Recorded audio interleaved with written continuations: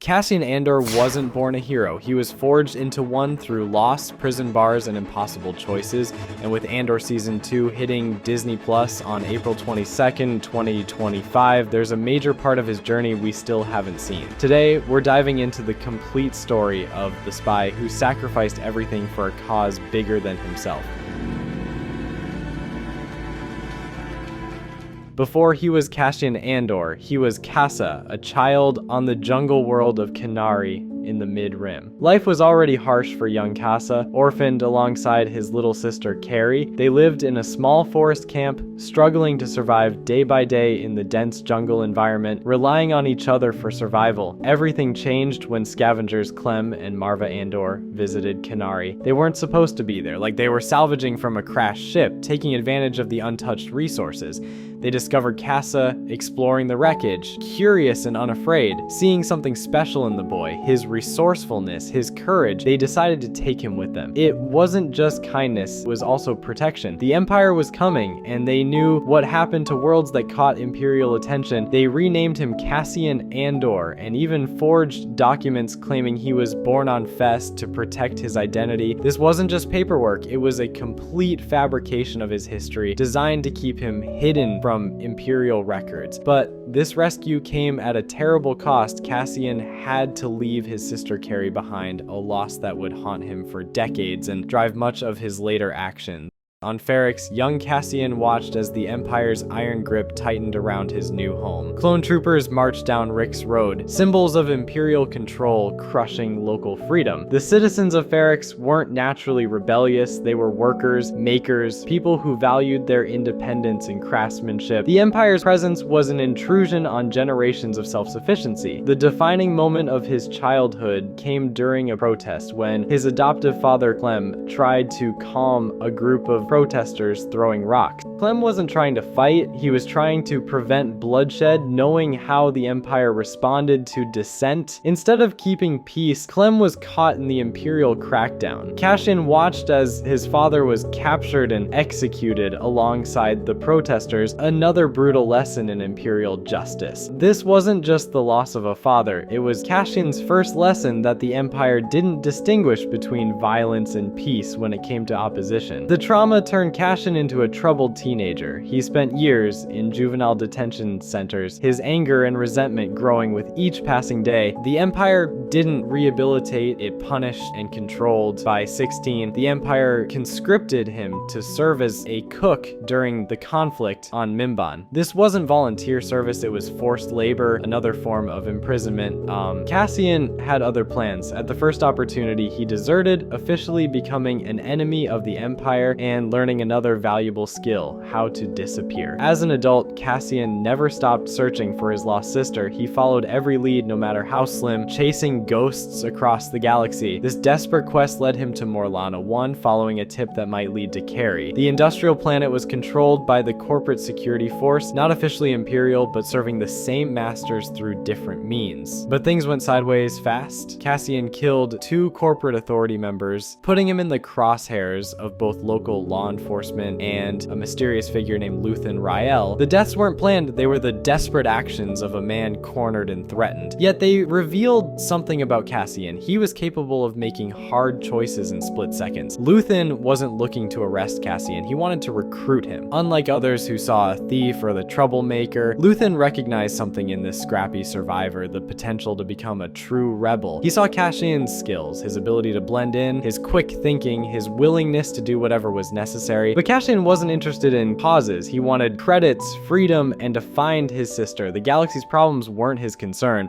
Still, desperation drove him to accept Luthen's offer for a high-stakes job. Luthen sent Cassian undercover to Aldhani with a dangerous mission: infiltrate and rob the Imperial vault alongside a specialized rebel crew. This wasn't just any target. It was an Imperial payroll facility, heavily guarded and thought to be impenetrable. The job was risky from the start, requiring precise timing with a celestial event that would provide cover. Tensions ran high among team members who questioned Cassian's Cassian's loyalties and abilities. He wasn't one of them. He didn't share their cause, their history, or their commitment. He was an outsider, brought in for his skills, but not trusted with their hearts. The rebel team had been planning this operation for months, and suddenly this stranger was integral to their plans. When the day came, everything that could go wrong did. Security protocols changed, personnel were where they shouldn't be, and the timing was compromised. Chaos erupted, blood was spilled, and it seemed like the mission would fail. Yet somehow, against impossible odds, they succeeded. They struck a meaningful blow against the Empire, dealing millions of credits and showing that the seemingly invincible Imperials could bleed. The Aldhani heist wasn't just a robbery, it was a statement. It inspired others across the galaxy, showing that resistance wasn't futile. But Cassian didn't care about the symbolic victory. He took his share of credits and fled to the beach planet Nyamos, planning to lay low until the heat died down. He still saw himself as a mercenary, not a revolutionary. Before disappearing completely, Cassian made one critical stop. He returned to Ferrix to convince his adoptive mother, Marva, to leave with him. With his new wealth, they could vanish together, find some place beyond Imperial reach. But Marva surprised him. Despite her age and illness, she refused to run. The Aldhani heist had ignited something in her, hope that the Empire could be fought. News of the daring raid had spread across the galaxy, inspiring people who had previously accepted Imperial rule as inevitable. Marva, elderly and seemingly powerless, decided to join the fight in her own way. She chose to stay and resist, showing Cassian that rebellion wasn't just for the young and strong. Rejected and confused, Cassian returned to Nyamos, where Imperial justice caught up with him in the most absurd way. Not for the high-profile Aldhani job, but for simply loitering in the wrong place at the wrong time. This was how Imperial control worked: arbitrary, overwhelming, and impossible to predict. Charged with civil disruption, he received a 6-year sentence to Narkina 5, an Imperial prison facility that would change him forever. Narkina 5 wasn't just any prison, it was a floating factory where inmates assembled Imperial machinery under brutal conditions. The facility was built on water, making escape seemingly impossible. The floors were electrified, delivering painful shocks to prisoners who stepped out of line. Miss your quota, face punishment. Show defiance, face worse. The system was designed not just to contain, but to break spirits. From his first day, Cassian began planning his escape. His eyes searched for weaknesses, his mind calculated possibilities. He met floor manager Kino Loy, a prisoner himself who maintained order in hopes of completing his sentence and going home. Kino represented so many in the galaxy, people who cooperated with oppression because they believed following the rules would protect them. But Cassian's persistence slowly revealed the truth: there was no release date. The Empire had no intention of letting any of them go. The prisoners weren't serving sentences. They were expendable labor, to be used until they burned out and were replaced. When prisoners on another floor were executed rather than released, reality hit home. The rumor spread through the facility like wildfire, changing everything. With nothing left to lose, Cassian convinced Kino Loy to help organize a prison break. Together with fellow prisoner Ruskot Melshi, they led a daring escape that would become legendary. They coordinated across floors, using the prison's own communication system against it. Standing before his fellow prisoners, Kino Loy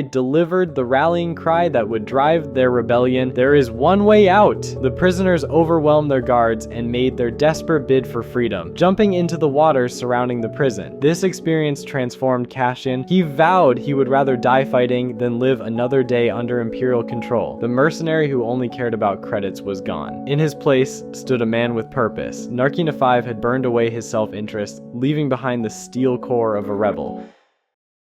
Shortly after Cassian's escape, his mother Marva passed away. Despite the risk, he returned to Ferrix for her funeral. The Empire set a trap, expecting him to appear. They filled the streets with stormtroopers and agents, watching every face in the crowd. What they didn't expect was Marva's final act of rebellion. In a holographic message played at her funeral, Marva delivered a stirring call to action that ignited an uprising against the Imperial forces occupying Ferrix. Her words weren't just grief or memory, they were a battle cry. She urged her friends and neighbors to fight back, to stop accepting Imperial control as normal. In death, she accomplished what she couldn't in life, uniting her community against oppression. Her words cemented Cassian's new path. He was no longer running, he was fighting back. The son had learned from his mother's courage, completing his transformation from survivor to rebel. Cassian joined Alliance Intelligence, becoming one of their most effective operatives. His work wasn't glamorous. It happened in shadows, often involved uncomfortable methods, and rarely received recognition. Sabotage sabotage, reconnaissance, assassination. He did whatever the mission required, no matter the personal cost. His background made him perfect for this role. He could blend into any environment, speak multiple languages, and had no qualms about crossing lines that others wouldn't. His work took him across the galaxy, from core worlds to the Outer Rim. Each mission built his reputation within the Alliance, though few knew his name or face. Years passed as he honed his skills in the growing rebellion. The Alliance evolved from scattered cells into a more organized resistance, and Cassian evolved with it. Then came the assignment that would define his legacy: retrieve a young woman named Jyn Erso and investigate rumors about her father's involvement with an Imperial superweapon. As we saw in Rogue One, Cassian's journey culminated in the mission to Scarif. Going against direct orders, he assembled a team of rebels willing to risk everything to steal the Death Star plans. Among them was Jyn Erso, who had also lost everything to the Empire. Their unlikely partnership, the lifelong rebel and the reluctant fighter, proved to be exactly what the Alliance needed. On the beaches of Scarif,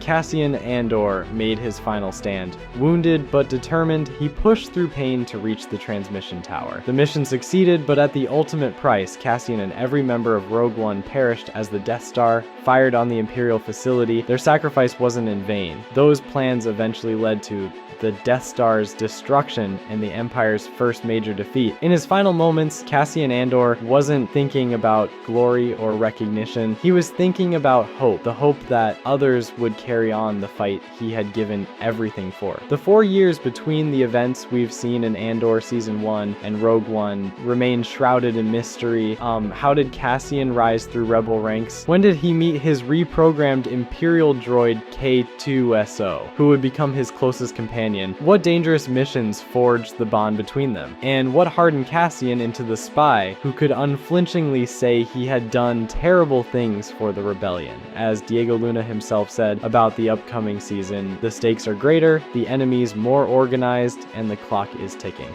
Cassian's battle against the Empire is far from over, and when Andor Season 2 premieres on April 22, 2025, we'll finally see how the survivor completes his transformation into the rebel hero who helped save the galaxy. Would the rebellion have succeeded without Cassian's sacrifice, or was his death on Scarif the spark that ignited the flame that would eventually burn the Empire to the ground? Did the Orphan of Kenari find what he was looking for in the end? Not his sister, but his purpose. If you enjoyed this video, be sure to stay tuned for more related content coming soon.